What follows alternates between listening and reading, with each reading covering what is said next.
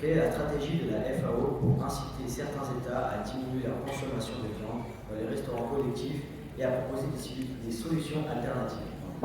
Merci.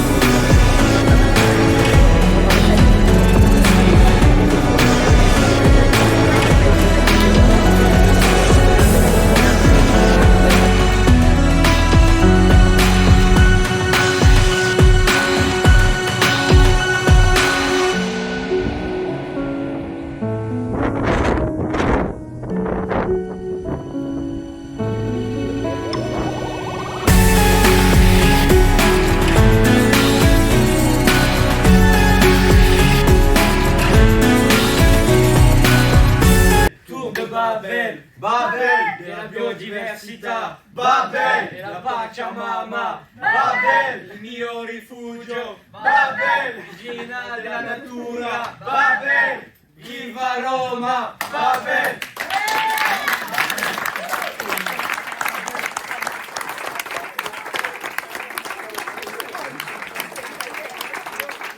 Selon la dernière édition du rapport de WWF, publié le 13 octobre 2022, les populations d'oiseaux, de poissons, de mammifères, d'amphibiens et de reptiles ont décliné en moyenne de 69% entre 1970 et 2018.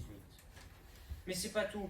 De nombreuses études scientifiques dans différents pays démontrent une hécatombe des insectes ces 30 dernières années, liée principalement à l'activité humaine et au réchauffement climatique. Même là, regardez, une étude allemande de 2017 indique un déclin de 76% de la biomasse d'insectes volants entre 1989 et 2016. Et une étude menée au Royaume-Uni montre aussi que les papillons ont disparu de près de la moitié des lieux qu'ils fréquentaient il y a 50 ans. En France, un indicateur de disparition, publié pour la première fois en 2022, établit qu'en 20 ans, 66% des espèces de papillons de jour ont disparu d'au moins un département qu'elles occupaient auparavant. La population des oiseaux des villes et des champs a décliné de 30% en 30 ans. Les effectifs des mésanges bleus et des mésanges charbonnières ont chuté de 17% en 30 ans. Dans les jardins, plus de 40% des espèces d'oiseaux sont en déclin depuis une décennie. Le verdier d'Europe, par exemple, une espèce de passereau granivore, a vu ses effectifs fondre de 46%. Oh mais les gars, on est en train de disparaître.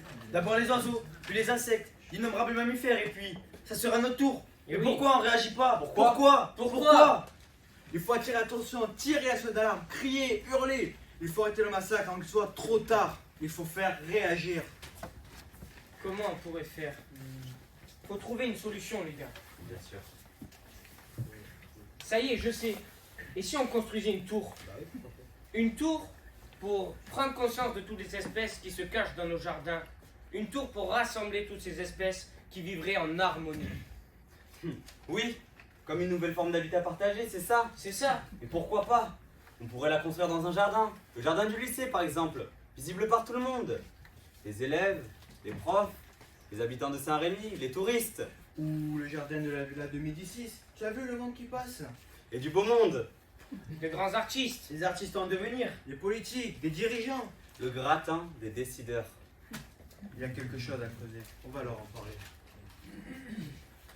Notre tour sera comme une vigie de la biodiversité, pour que personne ne puisse dire demain « on ne savait pas, personne ne m'a prévenu ».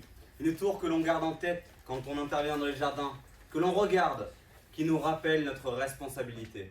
On va réunir toutes les espèces des jardins. Le bourdon, l'abeille sauvage, la coccinelle, les araignées. Le crapaud, la grenouille verte, le hérisson, la La belette. couleuvre de Montpellier, le lézard vert. La toile dorée, le troglodyte. Le martinet noir. Le vampire des jardins, le piquet pêche, la maison de Crapaud, le hérisson, l'écureuil. Oui, une tour pour se rappeler de la chance que nous avons de vivre parmi toutes ces espèces. On pourra comme ça mieux les connaître et les respecter, les protéger pour se rappeler tout le temps de leur fragilité. Pour arrêter l'hécatombe, pour arrêter de faire N'importe quoi.